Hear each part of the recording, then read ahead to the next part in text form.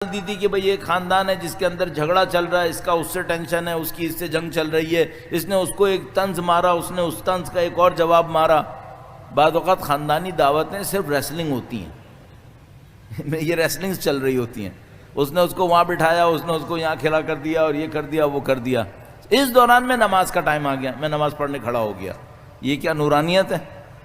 آپ نے کہا بھئی یہ تاریکی ہے، اور اللہ ولی ہے مومنین کا، اور ان کو ظلمات سے نکالتا ہے، نورانیت پہ لاتا ہے۔ اس کا مطلب کیا ہے؟ اس کا مطلب ہے ولی اگر خدا کی ولایت میں آ گیا ہوا تو میرے اندر حسد اتنی کم ہوگی جتنا میں خدا کی ولایت میں آیا ہوں، میرے اندر نفرت اتنی کم ہوگی جتنا میں خدا کی ولایت میں آ گیا، میرے اندر بغض، کینہ، نفرتیں اتنی ہی کم ہوں گی جتنا میں خدا کی ولایت میں آیا ہوں۔ یہ وہ اسکیل ہے جس سے میں اپنے آپ کو دیکھ سکتا ہوں، بھائی میں ولایت خدا میں ہوں یا کہاں پر ہوں۔ اب اس سے زیادہ کیا ہو سکتا ہے؟ میں نماز شروع کرنے والا ہوں،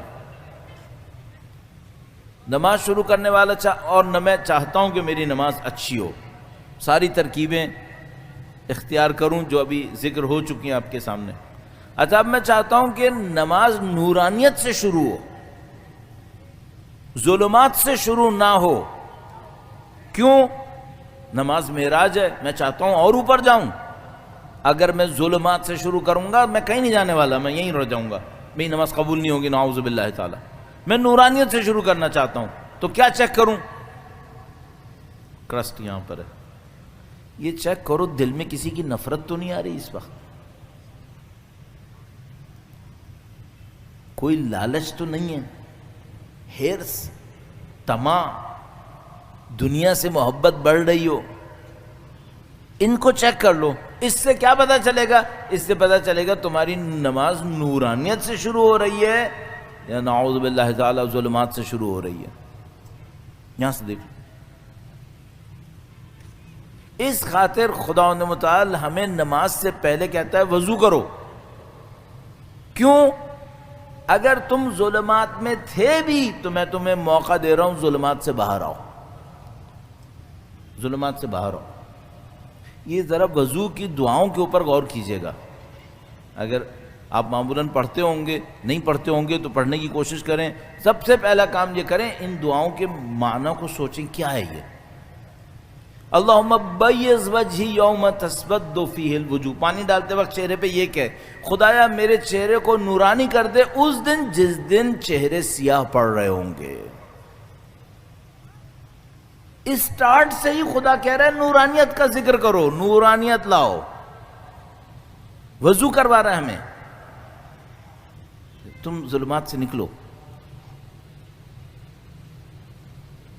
خدا کا محبوب دل کون سا ہوگا؟ میں آپ کے سامنے مثال رکھ لیتا ہوں، بلکہ روایت کا سہارا لے لوں، مثال نہ دوں۔ درود بھیجے گا محمد و آل محمد، اللہم صل محمد و آل محمد وعجل فرج۔ عجیب ایک روایت ہے، عجیب اس لحاظ سے کہ اس نے خدا کے محبوب قلب کو ہمیں بیان کر دیا۔ قلب میں نے عرض کیا کئی دفعہ، دل نہیں ہے، برین نہیں ہے، قلب نفس کی ایک حالت ہے۔ کون سا قلب خدا کو پسند ہے؟ آپ نماز پڑھنے کھڑے ہوئے ہیں نا، آپ چاہتے ہیں کہ خدا آپ پہ توجہ دے۔ مستحبات میں سے انی وجہت وجہی للذی فطر السماوات والارض، میں اپنے چہرے کا رخ کر رہا ہوں اس کی طرف جس نے زمین و آسمان کو خلق کیا ہے۔ انا صلاتی و نسکی و محیای و مماتی للہ رب العالمین، نماز پڑھنا، عمل انجام دینا، سب کام میرا خدا کے لیے، زندگی موت سب خدا کے لیے۔ کیا چاہتے ہیں؟ خدا میرے اوپر توجہ دے، یہی چاہ رہے ہیں نا۔ یہ باقی سب کیا کر رہے ہیں؟ اس لیے کر رہے ہیں کہ خدا مجھ پہ توجہ دے۔ خدا کس قلب پہ توجہ دیتا ہے؟ کس قلب پہ توجہ دیتا ہے؟ کاش یہ روایت میں آپ کی خدمت میں عرض کر پا رہا ہوں اچھے طریقے سے۔ فرمایا دو طرح کے قلب ہیں جن کو خدا بہت پسند کرتا ہے، دو قلب ہیں انہیں خدا بہت پسند کرتا ہے۔ ایک وہ قلب جس کے اندر غم ہو۔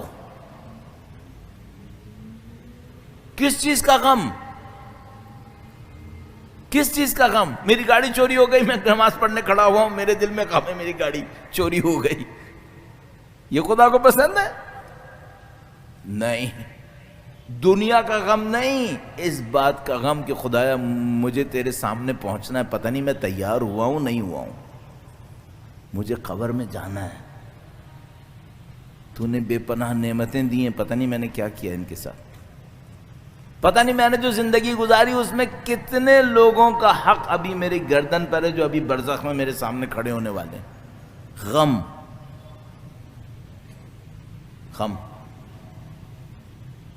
خدا کو وہ قلب پسند ہے جس میں غم ہے، پھر فرمایا خدا کو وہ قلب پسند ہے جس میں شکر ہے، شکر ہے،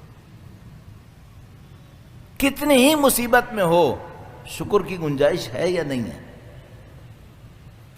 وہ بقول اس واقعے کے مطابق جس میں حضرت موسیٰ علیہ السلام نے کہا خدا تیرا شاکر بندہ، کہا فلانی ہے، اس کے پاس گئے، جسم مفلوج، بیماریاں سب چڑھی ہوئی، کچھ نہیں بچا جسم کے اندر، صرف زبان تھوڑی تھوڑی ہل رہی ہے۔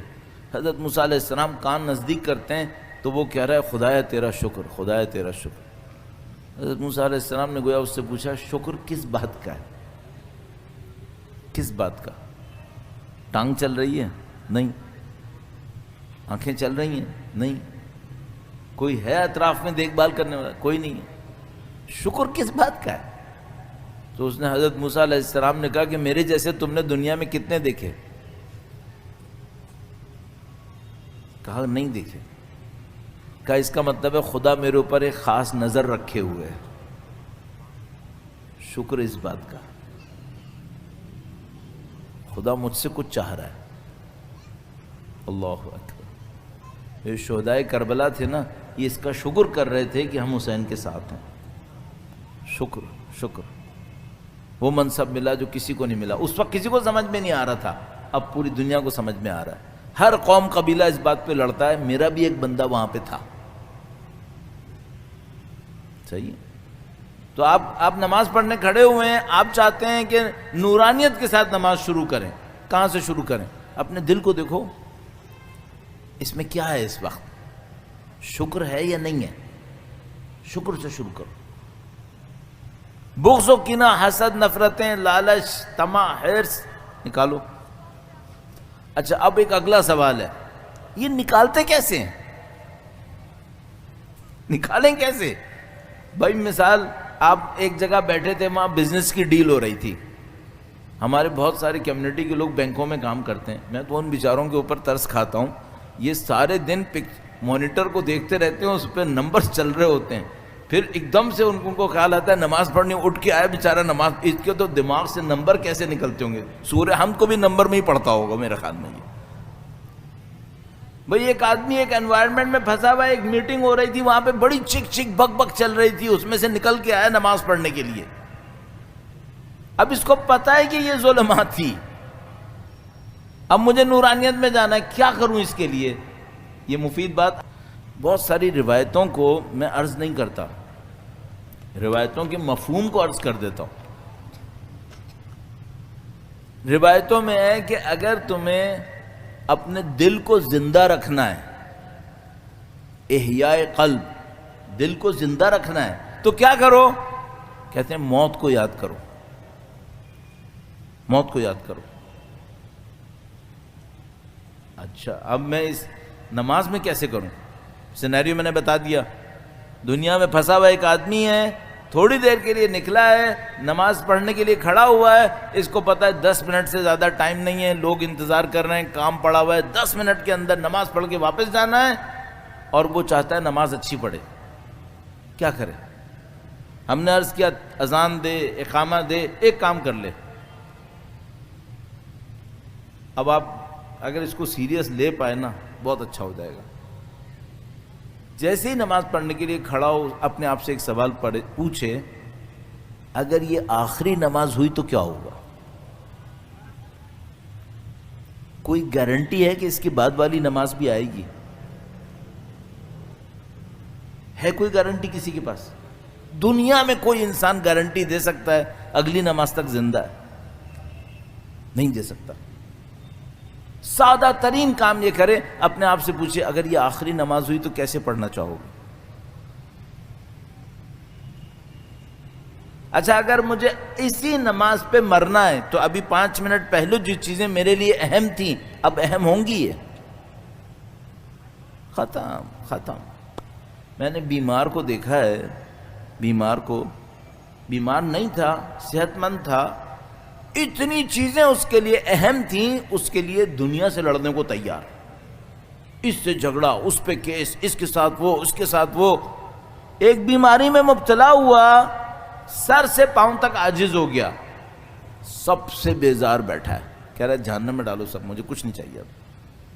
تو 15 منٹ پہلے تو تم کیس کر رہے تھے سب کے اوپر، 15 منٹ پہلے تو تم جنگ کرنے کو تیار تھے سب سے. اب کیا ہوا؟ اب اس کو موت نظر آ رہی ہے، اور اس کو پتا ہے کہ ان سب چیزوں کے لیے جس کے لیے میں مر رہا تھا اس کی کوئی قیمت نہیں ہے. ضروری ہے کہ پہلے کچھ ہو ہمارے ساتھ پھر ہمیں سمجھ میں آئے، پہلے نہیں سمجھ سکتے. تو بھائی نماز پڑھنے کھڑے ہو تو آپ 1 منٹ کے لیے اپنے آپ سے سوال کریں. اچھا اب یہ نہ کہے کہ ان کاموں کے لیے بہت وقت چاہیے، نہیں، وقت نہیں چاہیے ہوتا، صرف توجہ چاہیے ہوتی ہے. کھڑے ہو، اپنے آپ سے ایک سوال پوچھیں، کیا یہ ہو سکتا ہے کہ یہ آخری نماز ہو؟ ہاں ہو سکتا ہے، ہو سکتا ہے. بس پھر تم خود سے سوچ لو کیسی پڑھنا چاہتے ہو. کچھ خدا سے کہنا ہے اس آخری نماز میں، کچھ خدا کے سامنے اعتراف کرنا ہے، کر لو، کیوں رسک لے رہے ہو؟ اچھا میں ظاہر ہے کچھ ہر انسان کے کچھ نہ کچھ اعزاء اقربا ہوتے ہیں جو فوت ہو جاتے ہیں، تو فوت ہوتے ہیں تو پھر قبرستان جانا پڑتا ہے، انسان قبرستان جاتا ہے. اگر عزیز زیادہ فوت ہو جائیں تو قبرستان زیادہ جاتا ہے پھر. تو مجھے ایک بات سمجھ میں آئی کہ جو خدا نے موت کا نظام رکھا ہے کہ ہمارے اعزاء جن کو ہم چاہتے ہیں وہ مر جاتے ہیں، یہ ان کا مرنا ہمارے لیے موت کو آسان کرتا ہے.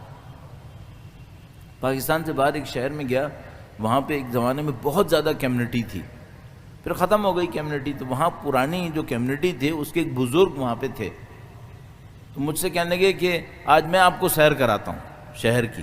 وہ خود کافی بزرگ تھے، میں اس وقت تھوڑا عمر میں اور اس وقت کم تھا.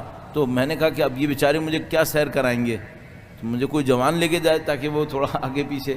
تو انہوں نے کہا نہیں مولانا آپ کچھ گھنٹے مجھے دو، میں آپ کو ایک سیر کراتا ہوں. میں نے کہا چلو ٹھیک ہے. وہ گئے، بندے خدا مجھے قبرستان لے گئے، قبرستان. میں نے کہا لو بھائی آج تو میں پھنس گیا.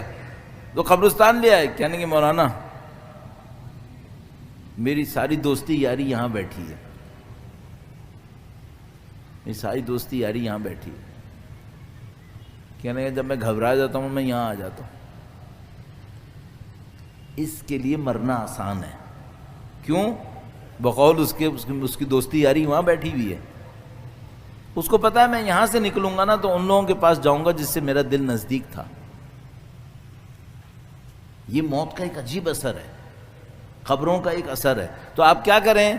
جب آپ نماز پڑھنے کھڑے ہوں اپنے آپ سے پوچھیں بھئی یہ ہو سکتا ہے کہ یہ آخری ہو؟ ہاں ہو سکتا ہے. یا جب کبھی قبرستان وغیرہ جاتے ہیں مختلف جگہوں کے اوپر، مثلا جب آپ قبرستان جائیں گے کوئی اور میت بھی شاید دفن ہونے کے لیے آ رہی ہو، اس منظر کو یاد کر لیں. اور جب نماز پڑھنے کھڑے ہوں اگر قلب میں تھوڑی غفلت ہے، ادھر ادھر بھاگ رہا ہے، توجہ نہیں دے رہا، تو اپنے آپ کو ذرا سا 1 سیکنڈ کے لیے روکیں اور اپنے آپ سے پوچھیں کہ تمہیں یاد نہیں تم نے کہاں رہنا ہے پھر بعد میں؟ قبر بھول گئے؟ اصل گھر کہاں ہے؟